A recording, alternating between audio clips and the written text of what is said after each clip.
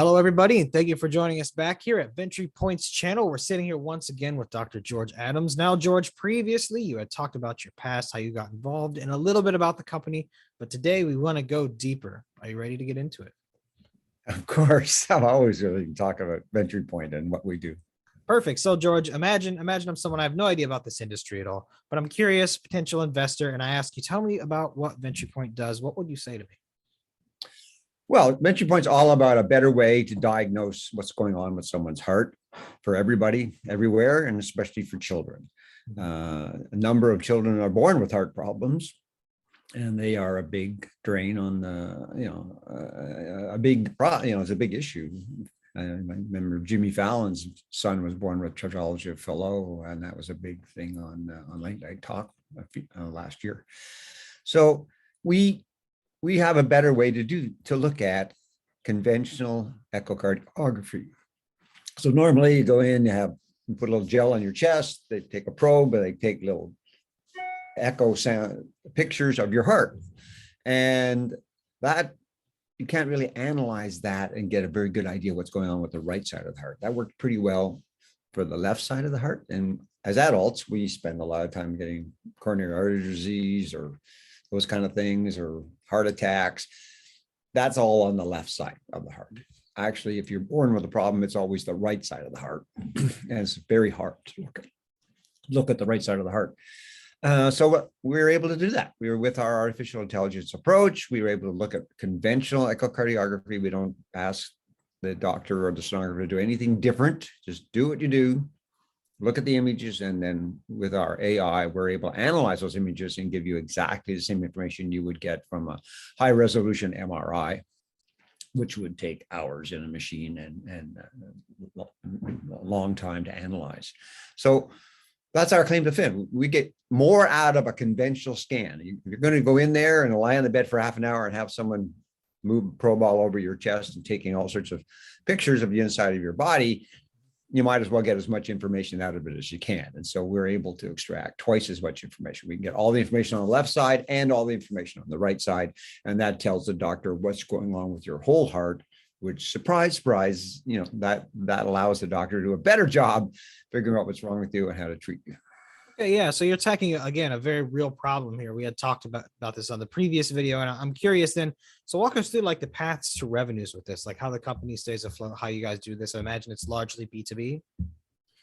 Well, so we have two ways that we sell the equipment. One is by a capital purchase, so you can buy it for $50,000, and we charge you $5,000 a year to support and maintain it, and you can use it all you want, or you can lease it for a few $1,000s a month, and you can pay us $50 every time you use it on a patient. And so that the second model, the pay-per-use model, works very, very, it's like a cell phone, it's like minutes.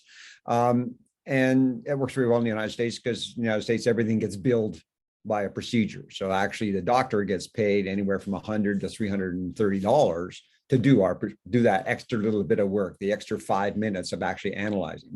They get paid anywhere from $350 to $1,200 to collect the images. But then they get paid a little extra if they go all the extra mile and calculate three-dimensional volumes and ejection fractions on both sides of the heart.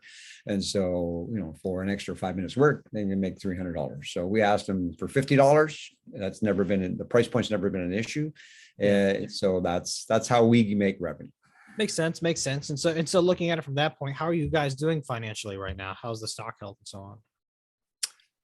Well, we just raised a bit of money. So, to fund the process is we're still commercializing the technology. We've got it in 25 hospitals around the world. They're using it. That's a small drop in the bucket.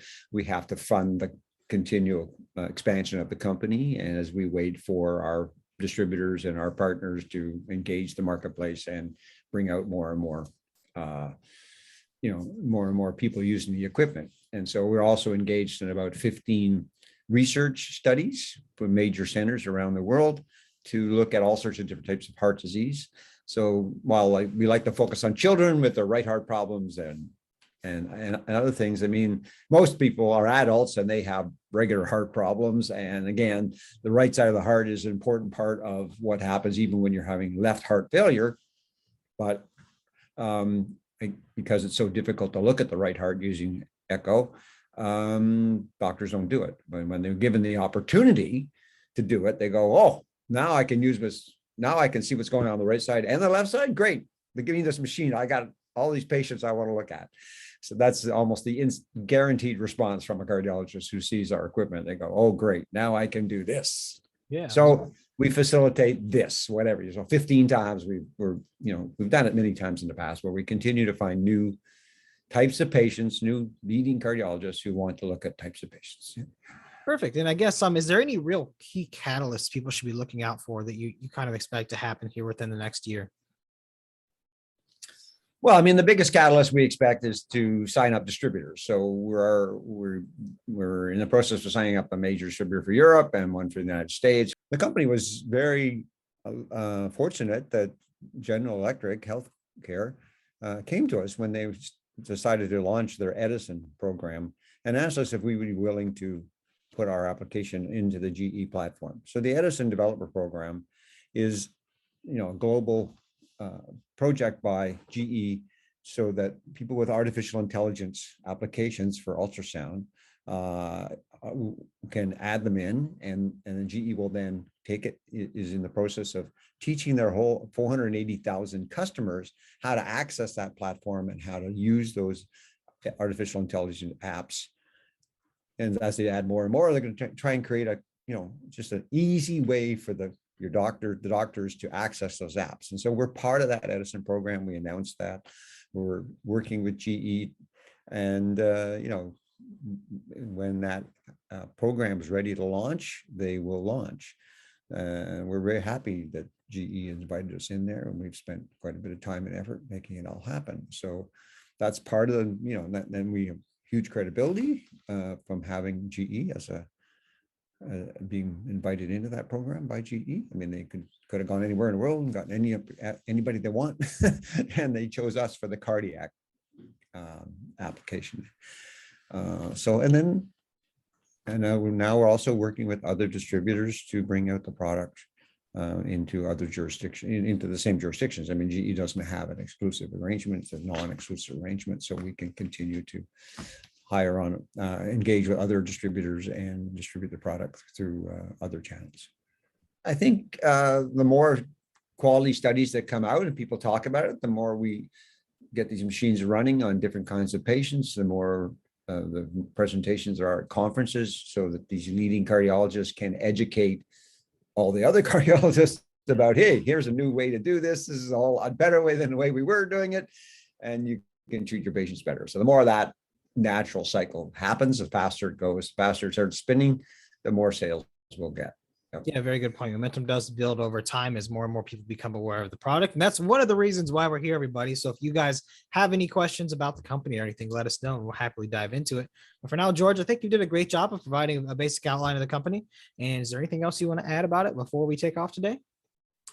No, I think the share price has been depressed a little, like all biotech. For last year, biotech stocks have been depressed in Canada and the US, and they're starting to come back. And so when I talk to bankers on Wall Street and Bay Street, they're saying, hey, yeah, we see biotech as a natural cycle through that. It went down and it's going to cycle back in. So I think you're going to see a strengthening of the whole sector, and our stock will obviously strengthen as we announce more and more distributors and sales. Yes. Wonderful. Well, George, again, thank you so much for joining here today. Everybody stay tuned for another video coming real soon. And for now, George, have a wonderful day. Thank you.